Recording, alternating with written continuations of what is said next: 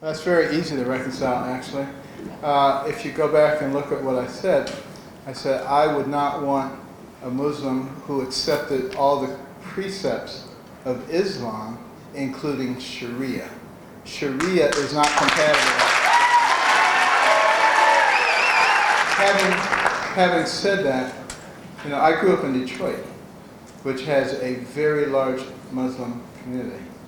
And I know a lot of Muslims who in fact have accepted America as their country, have accepted American ways, and are willing to abide by our Constitution and our laws, and they are welcome as anybody else. I went over there.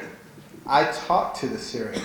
I asked them what would they like to have, what is their chief desire. Not a single one of them said to come to America. They said they wanted to go back to Syria. So I have looked for the way to get them there. With the appropriate support, we can get them settled in Syria. I obviously have spent a lot of time studying that. We do not provide the requisite support or finances for the mentally ill in this country. And we clearly have to address that because it has a domino effect. Every mentally ill person is not living in isolation. They affect other people who are around them. And there are a lot of facilities in this country that are sitting empty, where we could very easily be providing the appropriate care.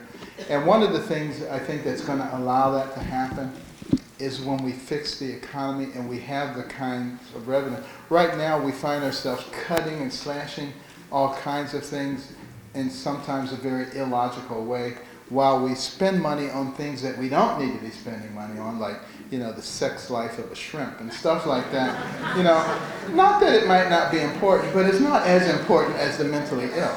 And clearly, those are things that I think we're going to address when we fix the economy, which I do not think is hard to fix. All it requires is a little common sense. Well, it depends on how you do the program. First of all, what I've said is we need to seal all of our borders, which we can do. I guarantee you we can seal that border in less than a year. It's not a matter of ability, it's a matter of will. And then we have to turn off the spigot that dispenses the goodies. So if people come in here illegally, they get no goodies. That'll stop,